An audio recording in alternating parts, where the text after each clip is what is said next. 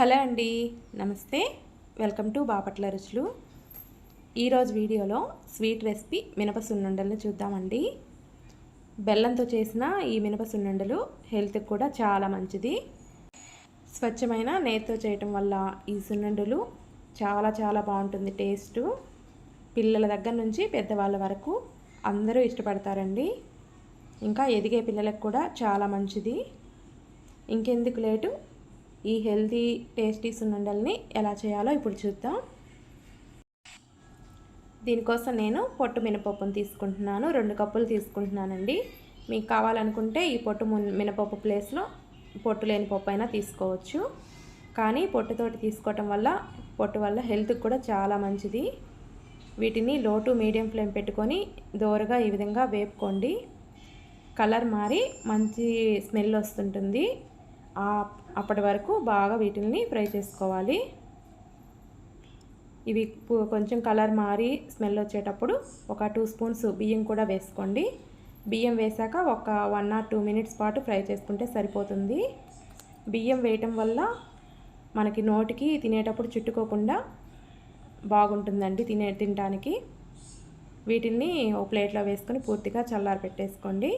పూర్తిగా చల్లారిపోయిన తర్వాత మిక్సీ జార్లోకి మీకు ఎంత పడతాయో అంత వేసుకొని వీటిని మెత్తగా పౌడర్ పట్టేసుకోండి. ఈ పౌడర్ పట్టే ముందు యాలకులు కూడా వేసేసుకోండి. దీంట్లోనే 4-5 యాలకులు వేసాను. తర్వాత మొత్తాన్ని ఇదే విధంగా పౌడర్ పట్టేసుకొని ఒక గిన్నెలో వేసేసుకోండి. 2 కప్పులు మినపప్పుకి 2 కప్పులు బెల్లం తురుము వేసుకుంటున్నాను. ఇంకొంచెం మీకు స్వీట్ తినాలనిపిస్తే ఒక 2 స్పూన్స్ దాకా బెల్లం తురుము వేసుకోవచ్చండి. తర్వాత బెల్లం తురుము కూడా మొత్తాన్ని కలిసాక మళ్ళీ ఇంకొకసారి ఒక పల్స్ ఇచ్చుకోండి. బెల్లం అనేది బాగా ఈ పిండిలో బాగా కలిసిపోయి బాగుంటుంది మనం లడ్డూలు చుట్టడానికి. మొత్తాన్ని అదే విధంగా మిక్సీలో వేసుకొని ఈ విధంగా పౌడర్ చేసేసుకోండి. మరీ మెత్తగా కాకుండా కొంచెం బరగ్గా ఉండేలాగా చేసుకోండి. ఇప్పుడు టేస్ట్ చూసుకొని స్వీట్ ఏమైనా తగ్గితే కొంచెం బెల్లం తురుము యాడ్ చేసుకోండి. దీనిలోకి నేను ఒక 3 స్పూన్స్ చక్కెర వేస్తున్నానండి. ఈ పంచదార వేయటం వల్ల లడ్డూలు తినేటప్పుడు మనకి అవి తగులుతూ టేస్ట్ చాలా బాగుంటుంది.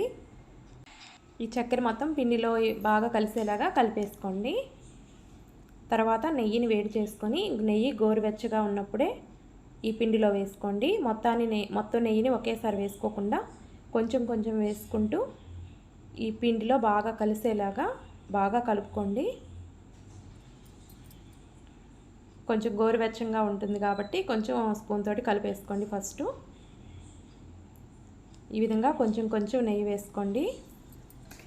నెయ్యి 1 కప్పు పట్టుద్దండి. ఇంకొంచెం మీకు ఎక్స్ట్రా లడ్డూలు చుట్టడానికి కుదరకపోతే ఇంకొంచెం ఎక్స్ట్రా వేసుకోండి.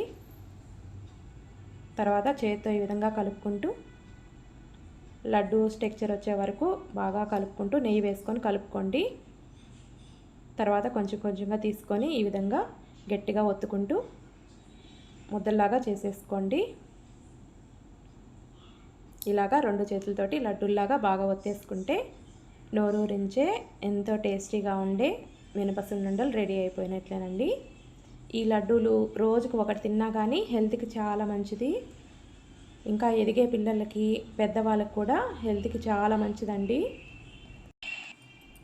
నేను చేసిన ఈ సున్నుండలు మీకు కనుక నచ్చితే ఒక లైక్ చేయండి. మీకు ఎలా కుదిరిందో నాకు కామెంట్ చేయండి. ఇలాంటి మరిన్ని సింపుల్ అండ్ టేస్టీ రెసిపీస్ కోసం మన ఛానల్ని సబ్స్క్రైబ్ చేసుకోండి. Thanks for watching.